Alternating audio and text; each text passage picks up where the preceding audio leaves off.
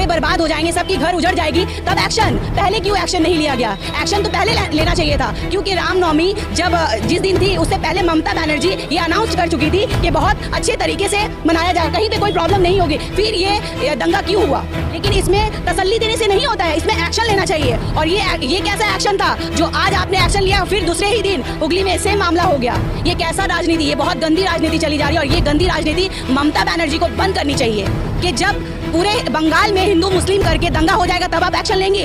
हम सोच रहे हैं कि कोई हमारा रहनुमा है, तो हमारा रहनुमा सिर्फ और सिर्फ एक है, वो है अल्लाह पाक। उस ऊपर वाले के सिवा अभी तक मुसलमान का रहनुमा कोई नहीं बना है, सब अपनी रोटियां सेक रहा है। ये अल्हम्दुलिल्लाह हम मुसलमान हैं, हमारे अंदर पेशेंस है, तभी हम चुप है। और रही बात अंधभक्ति की, तो ये राजनीति है साहब। वो बस एक होता है ना, कुछ लोग कि सोचते हैं कि आज जो रूलिंग पार्टी है उनके साथ नहीं चलेंगे तो हमारा कुछ नहीं हो सकता, बस ये उनकी मजबूरी है। लेकिन अंधभक्त नहीं है मुसलमान, वक्त आने पर जवाब भी देना जानते हैं।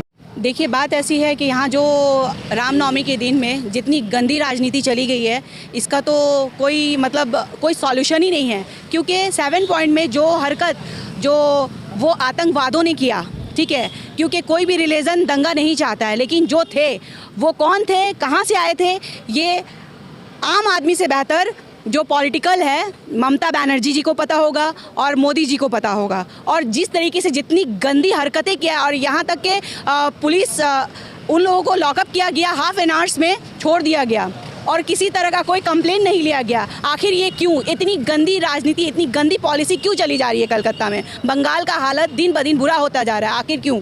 देखिए, रहनुमा बनने से, बोलने से कुछ नहीं होता है, एक्शन लेने से होता है। हावड़ा में जिस गंदे तरीके से जो भी वो बजरंग दल के थे, आरएसएस के थे, जो भी लोग थे, जिसने भी ये दंगा किया, मारपीट की, और यहाँ तक के हथियार भी लेकर खुलेआम घूर रहे थे, लेकिन इसमें तसल्ली देने से नहीं होता है, इसमें एक्शन लेना चाहिए। और ये कैसा एक्शन था जो आज आपने एक्शन लिया, फिर दूसरे ही दिन हुगली में सेम मामला हो गया? ये कैसा राजनीति? ये बहुत गंदी राजनीति चली जा रही है और ये गंदी राजनीति ममता बनर्जी को बंद करनी चाहिए। ये कैसा एक्शन है जब सबों की जान, मुसलमान खतरे में आ जाएगा और मुसलमान के साथ साथ जो अच्छे हिंदू है, मतलब जो हिंदू भाई, जिसे दंगा चाहिए ही नहीं, सारे बर्बाद हो जाएंगे, सबकी घर उजड़ जाएगी, तब एक्शन। पहले क्यों एक्शन नहीं लिया गया? एक्शन तो पहले लेना चाहिए था, क्योंकि रामनवमी जब जिस दिन थी उससे पहले ममता बनर्जी ये अनाउंस कर चुकी थी कि बहुत अच्छे तरीके से मनाया जाएगा, कहीं पर कोई प्रॉब्लम नहीं होगी। फिर ये दंगा क्यों हुआ?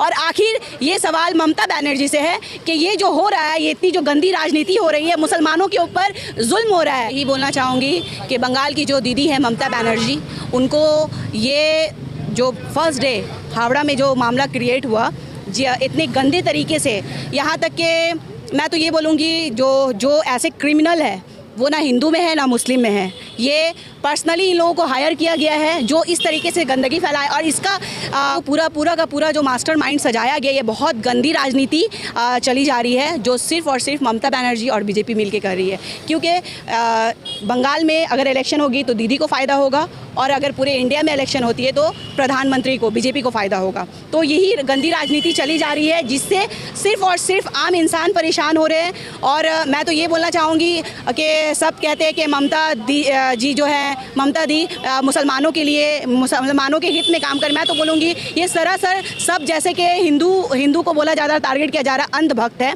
तो ठीक इसी तरीके से हमारे मुसलमान भाई भी कहीं ना कहीं अंधभक्त की तरह ही काम करें। उनको भी सोचना चाहिए कि क्या हो रहा है, आखिर उनका तरक्की क्या हुई। ममता बनर्जी जब से सीट पे बैठी हैं, सीएम हैं पूरे बंगाल की, तो उनको क्या बेनिफिट मिला है? क्या यंग बेस्टर लोग को नौकरी मिली है, प्रॉपर रोज़गार में है? आजकल क्या हो रहा है, हर जगह मतलब गंदे तरीके से पॉलिटिक्स के पीछे लड़के लोग भाग रहे हैं, ठीक है।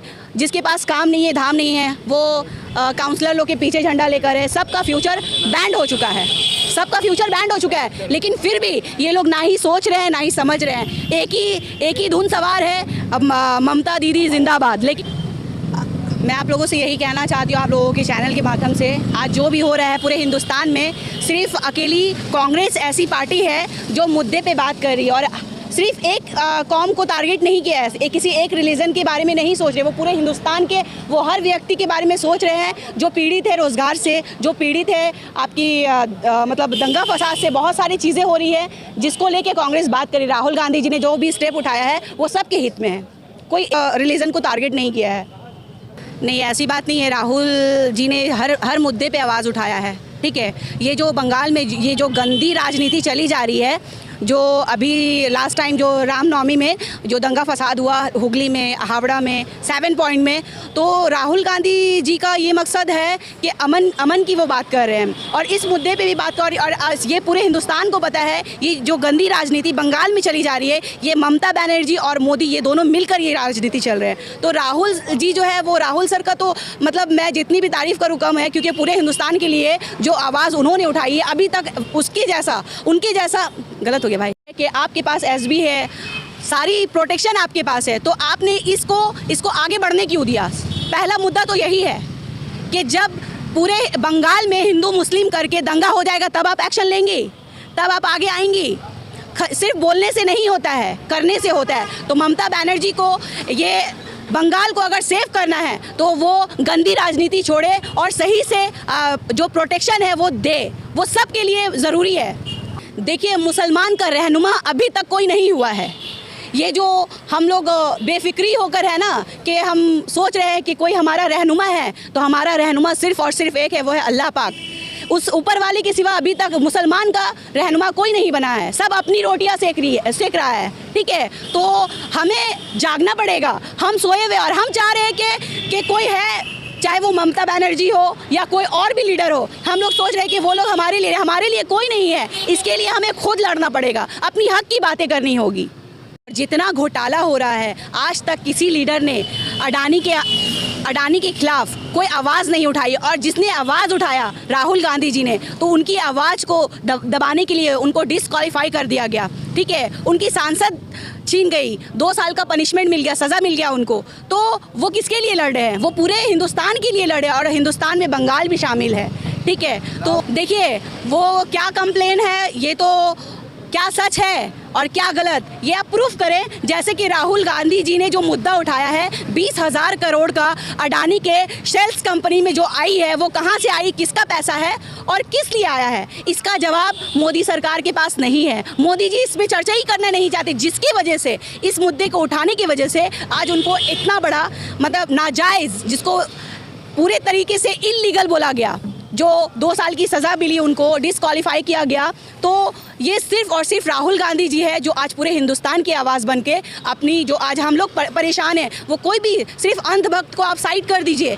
हिंदू, मुस्लिम, सिख, ईसाई जितने भी लोग हैं, जो किसान हैं, जो बेरोज़गार है, सारे पीड़ित हैं, तो उसकी आवाज़ कौन उठाएगा? उसकी आवाज़ बन के पूरे हिंदुस्तान में राहुल गांधी पूरे हिंदुस्तान के लिए लड़ रहे हैं, और ये उनकी खुद की पर्सनल लड़ाई नहीं है, पूरे हिंदुस्तान की लड़ाई है।